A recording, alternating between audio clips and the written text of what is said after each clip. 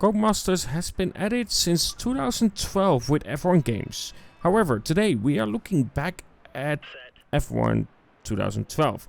10 years ago. Let's see what my impression is about the game so far. Overall, I will have to say that visually, straight from the get-go, I will have to say that it actually still looks proper. I really don't have much to say about it. And overall, yes, the model is of course lower detail. I still think it looks fine. And of course, it's kind of funny to see cars like this again. Especially the Ferrari, that is very ugly. Anyway, let's start with this first lap. This is my genuine first impression when it comes to racing this car. And you will find out why I highly disliked it. And it's, well, basically the steering. Now, watch it closely to my steering wheel itself. You will see probably what I mean when it comes to the issue. It snaps back the whole time. The genuine feeling that I get from this is basically that it feels like a controller kind of setting. Like you are playing on your controller and it snaps back to position. This is what I'm feeling even though I'm using a wheel. I tried to play around with the settings, but overall I kept getting that feeling. You can definitely see it on the steering wheel as well. Simple corners are a hard task in this game. Because simply put, there is no wheel steering input. It just doesn't feel like I'm doing much. And it feels like I'm using a controller. And I think with a controller, it will be fine. But when it comes to a racing wheel, you definitely have to play around with the settings. And I've done that quite a lot. Testing and see which one works best for me. Because simply put, it's undrivable when it comes to this. So in advanced wheel settings, you can play around with the steering situation. And at some point, I just looked online. What do other people have? Well, apparently they have very little steering saturation. The problem, however, with that one is, if I use that setting, I have to crank my steering completely to the right. Even for a very, very simple corner. It doesn't work well.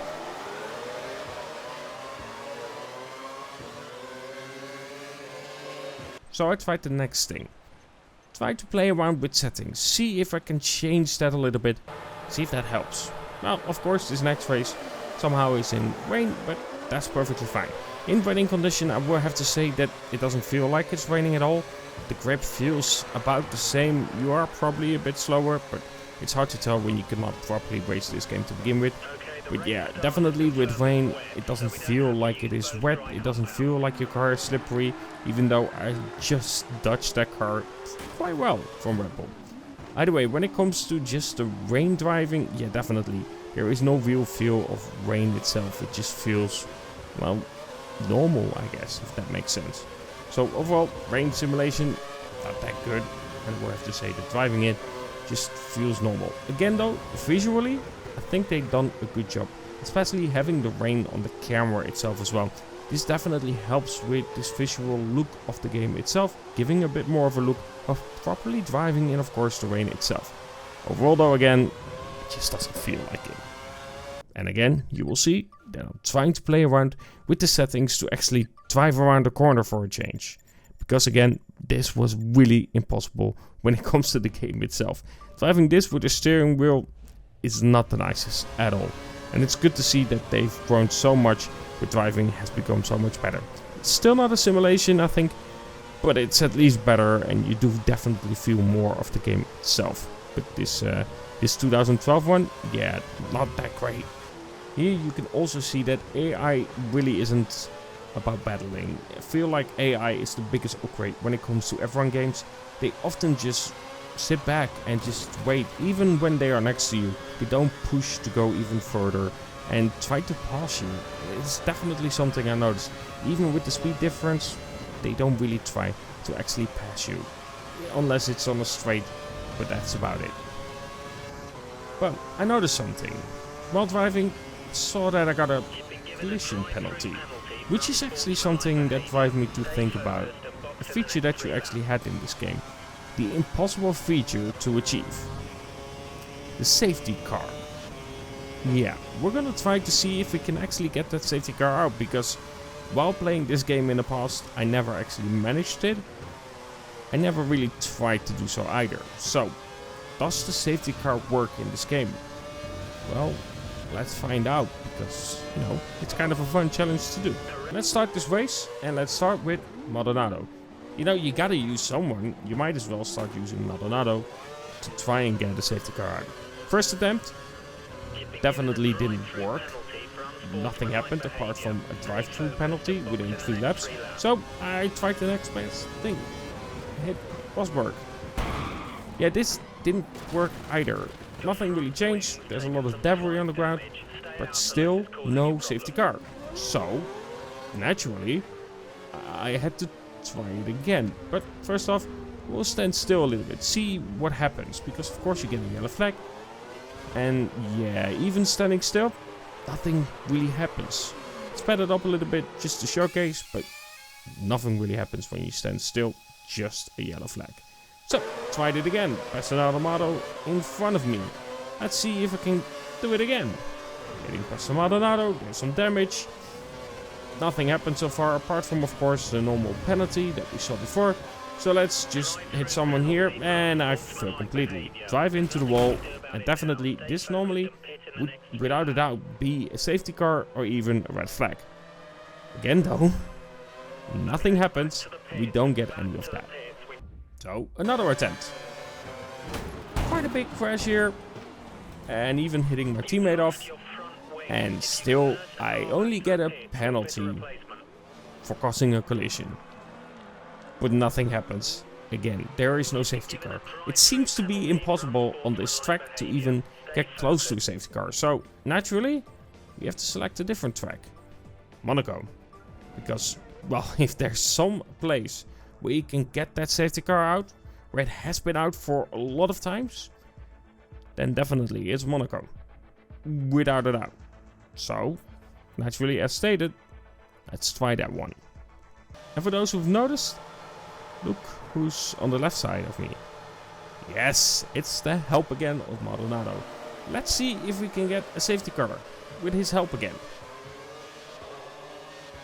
Are you surprised when I say the result is a no? Even in Monaco, it's pretty much impossible to do so. I did manage to actually get 2 times a red flag. But safety car? Yeah, that seems to be the impossibility when it comes to F1 2012. And trust me, I tried it many times to get that safety car out. Including with the help of Maldonado. Without a doubt, that should have led to a safety car, right? Well, no, it only led to actually getting a red flag twice. And that's it. Nothing else and nothing more.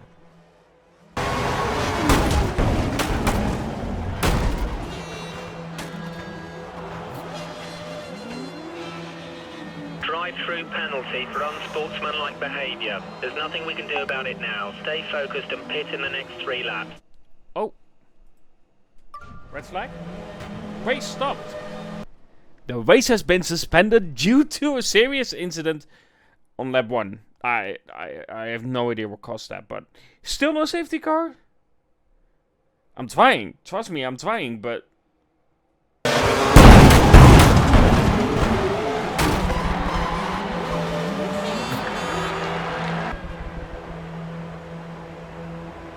Waved reds. We have waved reds. Make your way back to the grid.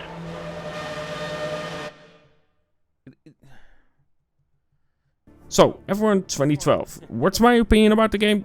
Well, honestly, if you played with controller, it might actually be nice. But driving this now with the steering, of course, I would have to say that it's undrivable for me. I don't have any feeling with the car. Not to mention that I have to play around to even go around the corner properly because of how this is set up. It just doesn't steer at all, and it makes it frustrating to drive this game. So without a doubt, I'm glad that I can actually uninstall it again. With that being said, I still think visually it looks like a pleasing game. Overall, it still looks really proper. Brain effect is proper, car models are solid for the time, and overall the game still has a good look about it. It just isn't for someone who wants to sim race on a game like this. Without a doubt, this is a game that is purely for a controller. Either way, I hope you enjoyed this different kind of video where we look back at an old F1 game something that we haven't played probably for a very long time.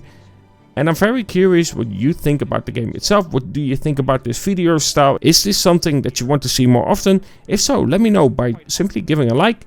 Of course, commenting below on what you want to see next. For instance, looking back at R Factor, because we had a great modding community when it comes to R Factor itself.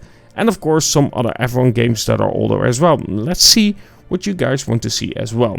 Either way, hope you enjoyed this video, and if you did, don't forget to leave a like. And of course, comment below as stated, subscribe, hit the bell icon, and if you do want to actually get a rig, for instance, or a new steering wheel, well, become a premium member on RaceDepartment, and you can actually get some good discounts on some steering wheels and rigs as well. Either way, I hope you enjoyed this video, and talk to you guys in the next video.